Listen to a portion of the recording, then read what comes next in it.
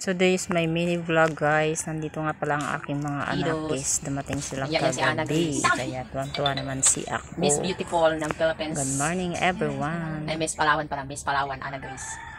At si Angela Muse. Angela, nak. Pakita mo mukha mo, nak. Pag mo itago yung mga beauties. Palawan beauties. Yan ang tawag sa amin ni BBM. Sa mga taga Palawan. Si Baby Mamadug. Shoutout sa TMAS na sa mga ka-friendship. Good morning, everyone. Ayan ang aking dalaginding at ang aking bunso na si Angela. Hello, anak. Si hi, hello. Tapos lang namin magkape, guys. Ano na nag-video ako? Aga pa kami nagising. So, kaya pang aking kapatids.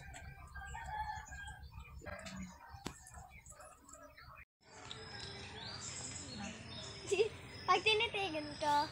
Ito yung ganap, guys. Nagpapaktis ang anak ko ng tinitigan niya. Kaya nga, dalawa kami dyan. Sali yung mga pamangkin niya. Ang kanyang bunsong kapatid.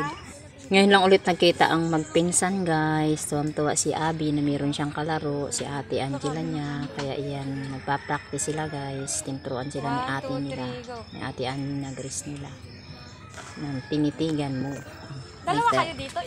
Sabi doon ka sa gilid. Trending kasi, guys, ang music audio na to. Kaya Dalawa kayo. tinanggalan ko ng music at nag-notif si Daddy Mitch na bawal gamitin ng audio na yon.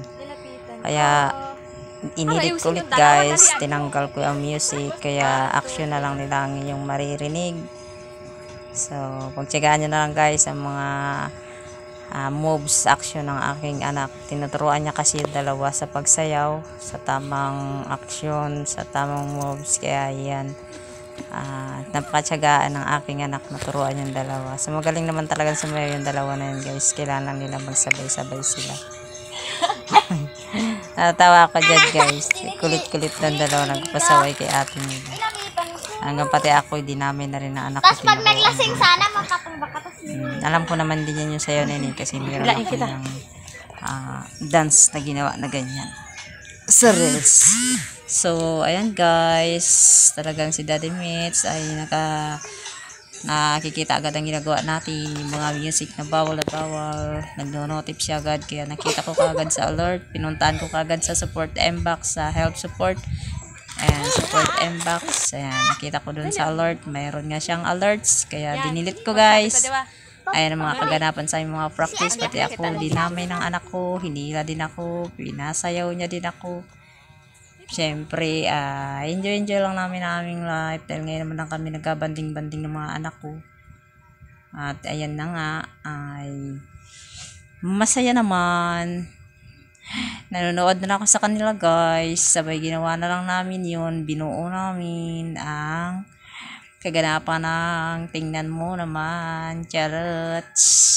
Ang aking dalaga at ang aking bunso. Ang aking napakagandang anak. Na proud ako dyan. Napakasipag. Wala akong masabi sa anak ko. Napaka-discarte, guys. Walang maibigay ang mama. Kaya double purpose siya. Discarte talaga siya sa pag-online seller niya, guys. May cellphone. Kung ano makikita sa mga seller, dinidil niya rin. Kaya transacts niya, guys. Kaya promoted naman yung anak ko. Napaka good job talaga ng anak ko na yan, si Ana Grace. Talagang sanay na sanay sa hirap at ginhawa. Dati pa man ay ginagawa na namin yan, guys. Tinuruan ko talaga yan siyang magtinda, maglako kami noon dito sa Puerto Princesa. Kaya sanay siya sa tao, hindi siya mahiyain, hindi siya nahihiyang lumapit if may kailangan siya. At napagbibigyan naman siya, diba? Hindi siya nabibigo. So, talagang maganda lang yung anak ko, guys. Wala sa kalingkingan, ang ganda niya. Sa kuko ko lang. Charot.